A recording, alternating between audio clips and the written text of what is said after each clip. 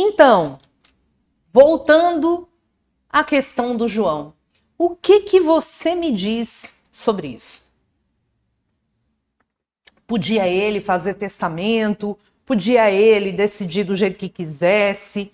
Como que é isso? Ele estava na condição de emancipado? Não estava? Me conte. Deixa eu te falar uma coisa. Olha só que interessante isso aqui. Vamos voltar no nosso desenho aqui. O que a gente tem? Vamos lá. Aqui, vou apagar aqui minhas interrogações. Você tá vendo que a banca quer saber, primeiro, ele poderia fazer o testamento dele com 16 anos? Poderia? Ah, Roberta, poderia, né? Ele poderia fazer o testamento dele com 16 anos, de boa, de boa. Por quê? Porque para fazer testamento, basta que você tenha 16 anos. Professor, eu quero ver isso na lei. Vamos lá, na lei. Porque a gente está aqui para isso.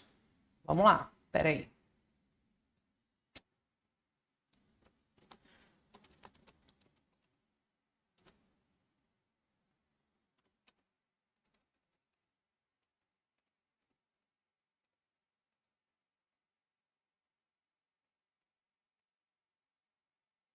Olha aqui, ó. A parte de testamento em geral. Tá vendo aqui? Sucessão testamentária, 1857. Toda pessoa capaz pode dispor por testamento da totalidade dos seus bens ou parte deles, para depois de sua morte. Beleza. O testamento é um ato personalíssimo. Você tem que fazer o seu próprio testamento, podendo ser mudado a qualquer tempo. Extingue-se em 5 anos o direito de impugnar a validade do testamento, contado o prazo da data do seu registro, tá? Então, pode impugnar o testamento no prazo de 5 anos, contados aí da data do registro, beleza? Aí o que acontece? Acontece de a pessoa com a capacidade testamentária. Como é que funciona isso? Olha lá, o 1860 diz o seguinte: além dos incapazes, não podem testar os que, no ato de fazê-lo, não tiverem o discernimento. Aqui é importante a gente mencionar uma coisa que também é recorrente de prova. Além dos incapazes, não podem testar aqueles que, no ato de fazerem, não tiverem pleno discernimento. Tudo bem. Se você não está em condição de discernimento, você não pode testar. Por exemplo, eu estou aqui de boa, tenho capacidade. Mas imagine que eu saio ali, encho o pote, encho o rabo de cachaça. Não pode beber. Mentira.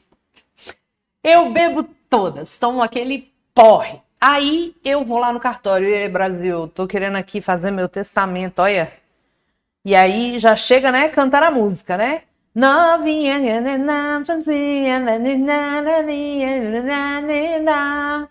que ela quer?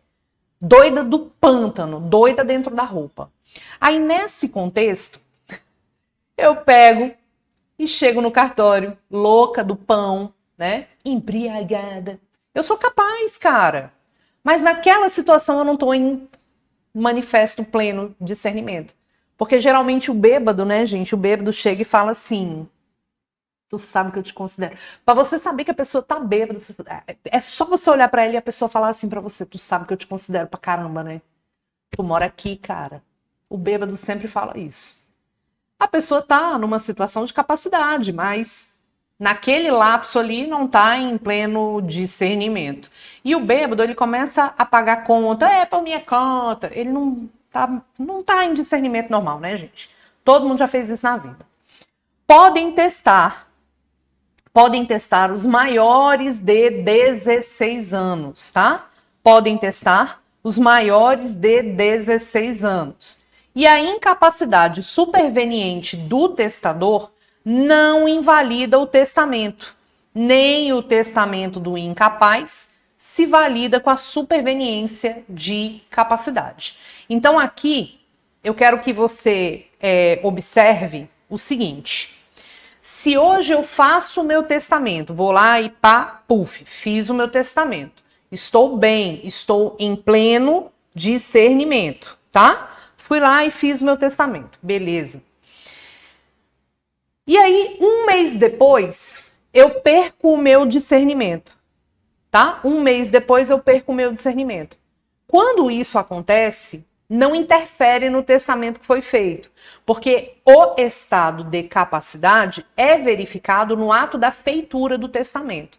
Assim como, se eu faço um testamento hoje, na condição de incapaz, e depois eu vou lá e faço outro testamento, na condição de capaz, faço um testamento hoje na condição de incapaz, e depois eu me torno capaz, a capacidade superveniente não valida o testamento feito anteriormente. Não valida o testamento feito anteriormente. Ok? Professora, então, daquela questão toda que a gente conversou aqui, o fato é que, vamos aqui, ó. O fato é que o testamento ele poderia ter sido feito com 16 anos mesmo, por conta do 1860,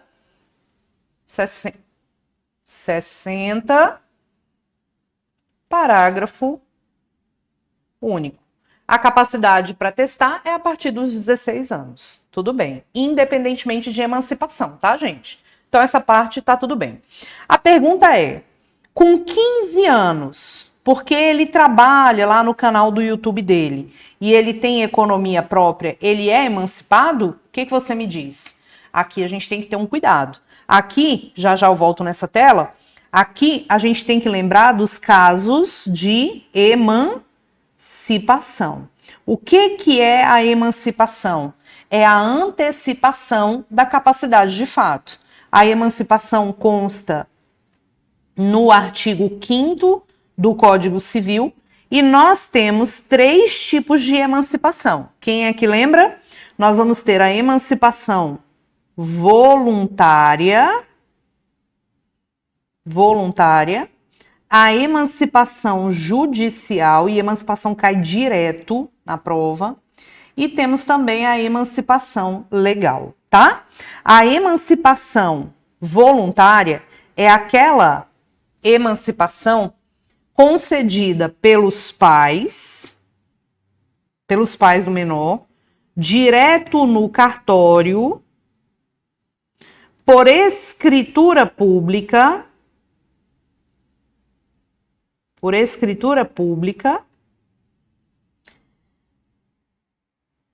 quando a criatura já tem 16 anos, tá? Quando a criatura já tem 16 anos.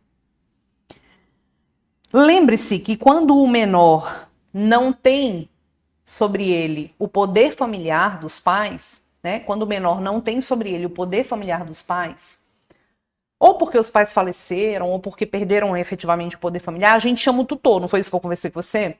A gente chama o tutor. O tutor não pode emancipar o tutelado no cartório. Isso já foi cobrado, professora? Já foi cobrado. O tutor não pode emancipar o tutelado no cartório. O tutor não pode emancipar o tutelado no cartório.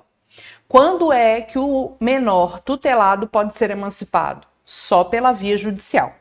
Então, aqui é concedido pelo juiz, mediante a prolatação de uma sentença, então eu tenho que ter um processo judicial para isso, e nesse processo será ouvido o tutor e o MP, porque a gente sabe que, de acordo com a regra processual, toda vez que o Ministério Público, ou toda vez que tem processo que envolva interesse de incapaz, a gente vai ter ali o Ministério Público, tá bom? Quando o menor já tenha 16 anos. E quais são os casos de emancipação legal? Que são casos que a lei fala assim, se acontecer isso, né? A própria lei fala assim, se acontecer isso, vai estar emancipado.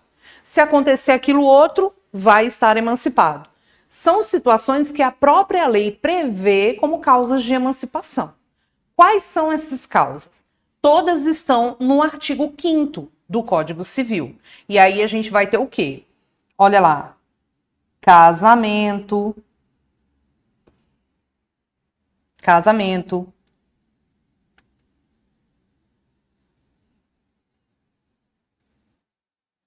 exercício de emprego público efetivo. Não é colação, não é posse, não é nomeação, é exercício de emprego público efetivo. Colação de grau, não é aprovação no vestibular, tá? Colação de grau em curso superior, tá? E quando a pessoa tem um estabelecimento comercial ou civil, ou ela já tem um emprego e ela tem economia própria, ela se sustenta com aquele emprego e já possui 16 anos. Tudo bem? Já possui 16 anos. Nesse caso aqui, como é que fica essa história? Bom, veja bem. Vamos por partes. Casamento. Com quantos anos eu posso casar? Qual é a idade núbio para o casamento? 16 anos. Professora, em algum caso, é permitido o casamento de quem não alcançou a maioridade? O que você me diz? Em algum caso, é possível o casamento de quem ainda não alcançou a maioridade? A maioridade. Inferno, tô falando tudo errado. Vou perguntar de novo. Em algum caso, é possível o casamento de quem não alcançou a idade núbio, que é aos 16 anos? Não. Não é permitido mais, desde 2019, o casamento de menores de 16 anos. Então, antes era permitido em caso de gravidez, em caso de evitar pena criminal, de estupro, por exemplo. Hoje não tem mais essa possibilidade. Em nenhum caso haverá casamento de quem não atingiu os 16 anos. Isso mudou em 2019. Artigo 1520. Casou, emancipou. Pronto. É automático. Pela própria certidão de casamento você emancipa. Roberta, união estável emancipa alguém? União estável emancipa alguém? Não. A união estável não emancipa ninguém, tá? Tô vivendo uma união estável, 16 anos, já encontrei o amor da minha vida. Para de passar vergonha no crédito, no débito e no Pix bancário. Você não está emancipado. Porque é o casamento, tá? O casamento. Aí casou. Presta atenção agora, atenção produção, porque isso aqui é questão de prova. Já caiu. Casou com 16, divorciou com 17. Volta a ser incapaz? Casou com 16, divorciou com 17. Volta a ser incapaz? Claro que não. Não volta a ser incapaz. Divorciou com 17? Vida que segue, tá bom? Vida que segue. Vamos lá. O exercício de emprego público efetivo, colação de grau em curso superior, estabelecimento civil ou comercial, ou por uma relação de emprego, a pessoa já tem economia própria e já tem ali os seus 16 anos. O menino aqui na questão tem 15 anos e já tem economia própria. Ele está emancipado por isso? Veja, ele não é emancipado. Aí a banca vai te perguntar, podemos afirmar que por ele ter economia própria ele está emancipado? Não, ele não está emancipado porque ele ainda tem 15 anos. Para você ser emancipado por economia própria, você ter o seu salário, você se sustentar, você viver a sua vida, a gente vai ter aqui exatamente o quê? Quando isso acontecer, a gente vai ter uma situação excepcional de Me perdi aqui, peraí. Quando você tem menos de 16 anos, você não tem como emancipar, tá? Não tem como emancipar. Mas, já te digo logo, quando a gente observa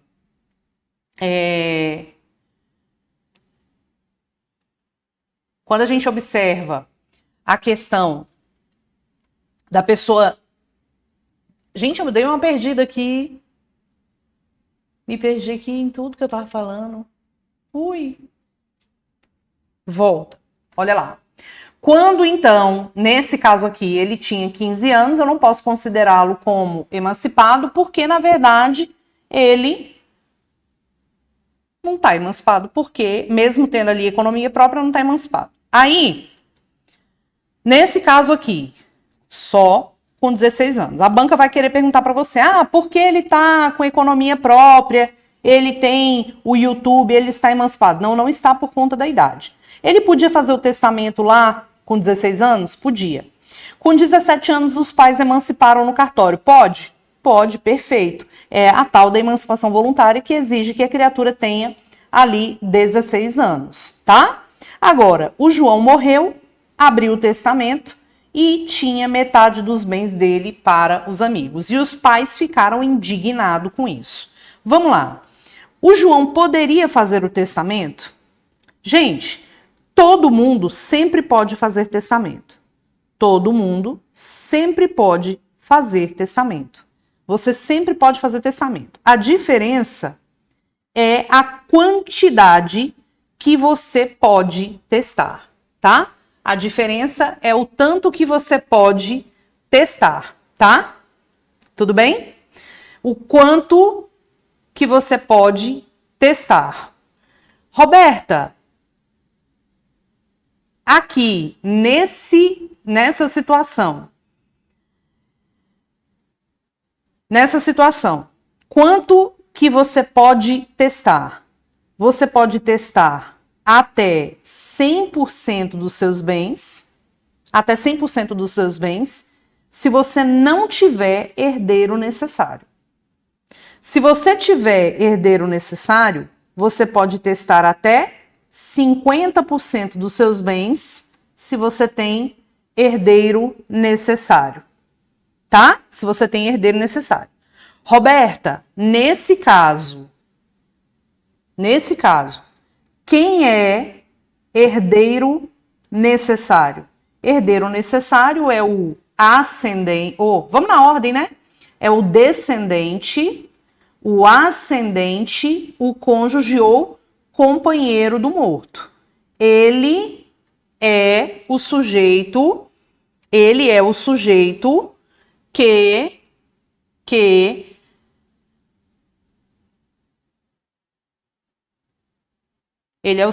que está diante de uma situação aqui. O João, eita, que hoje eu não tô boa não. O João, ele tem os pais, então ele tem herdeiro necessário. Ele poderia fazer o testamento? Ele poderia fazer o testamento.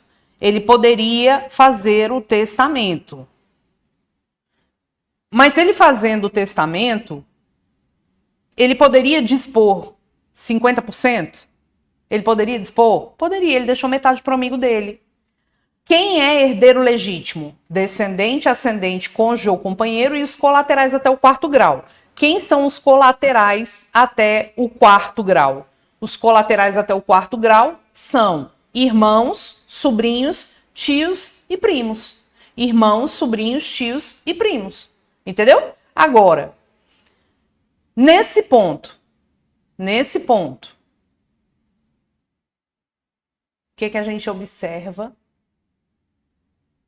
Nem todo herdeiro legítimo é herdeiro necessário, porque para ser herdeiro necessário, você tem que ser descendente, ascendente, cônjuge ou companheiro do morto, ok? Ele tinha os pais aqui, ele poderia testar? Poderia. E ele respeitou a cota? Respeitou, porque ele deixou metade dos bens dele para o amigo.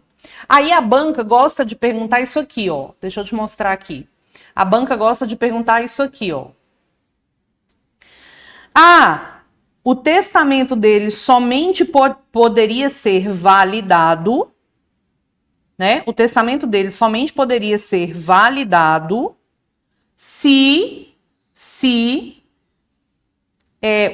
ele tivesse sido emancipado pelos pais aos 16, ou o testamento dele só pode ser considerado válido porque os pais emanciparam ele no cartório. Não, o testamento que ele fez é válido pura e simplesmente porque a pessoa pode fazer o testamento aos 16 anos. Tudo bem? Ok? Belezura? É isso. Então, muito cuidado com esse tipo de questão. Você quer dar o print nessa tela? Dá o print nessa tela. Dá o print nessa outra tela. E essas dicas são extremamente importantes, porque são temas que são recorrentes de prova. Sabe uma outra coisa que também cai em prova, inclusive caiu em uma das últimas provas? Alimentos. Deixa eu te perguntar, se os pais emancipam voluntariamente os seus filhos, tá? Se os pais emancipam voluntariamente seus filhos, nesse caso aqui específico, os pais deixam de pagar alimentos? O que você acha? Claro que não. A emancipação voluntária não é caso para deixar de pagar alimentos, tá? Não é caso para deixar de pagar alimentos. Tudo bem? Bem como a prisão do devedor de alimentos. O cara foi preso por qualquer motivo, a mãe foi presa por qualquer motivo. Vai deixar de pagar alimentos? Claro que não. Não vai deixar de pagar alimentos. Como é que fala? Está desempregado, vai deixar de pagar alimentos? Não. Então, cuidado com essas questões. A maioridade por si só não é causa para deixar de pagar alimentos. A maioridade por si só não é causa para deixar de pagar alimentos. A pessoa ter sido presa não é causa para deixar de pagar alimentos. A emancipação não é causa para deixar de pagar alimentos. Tá? Aliás, para a questão dos alimentos, é bastante relevante que a gente lembre da súmula 358 do STJ. A súmula 358 do STJ é aquela súmula que define a necessidade de contraditório para exoneração de alimentos. Ou seja, eu preciso de uma decisão judicial dizendo que os alimentos podem ser exonerados após a garantia do contraditório efetivo, ok? Então, recapitulando aqui, tema muito de prova, emancipação voluntária não é causa para deixar de pagar alimentos, maioridade não é causa para deixar de pagar alimentos de forma automática, desemprego também não, prisão também não, tá? Cuidado com esses temas. A questão da exoneração dos alimentos deve ser feita em processo judicial garantido ou contraditório. Roberta, mas a pessoa tem 18 anos, e com os 18 anos ela trabalha, tem a vida dela. O pai pode deixar de pagar automaticamente? Não. Precisamos do processo judicial de exoneração para garantir o contraditório, ok? E se não pagar, vai preso. Qual que é o prazo da prisão civil do devedor de alimentos? Quem é que lembra? Está lá no Código de Processo Civil. O prazo da prisão civil do devedor de alimentos é aquele prazo de 1 a 3 meses. Belezura? Show de bola? E é isso, meus amores. E a gente volta no nosso próximo bloco para continuarmos as nossas dicas essenciais para o exame de ordem. Beijo!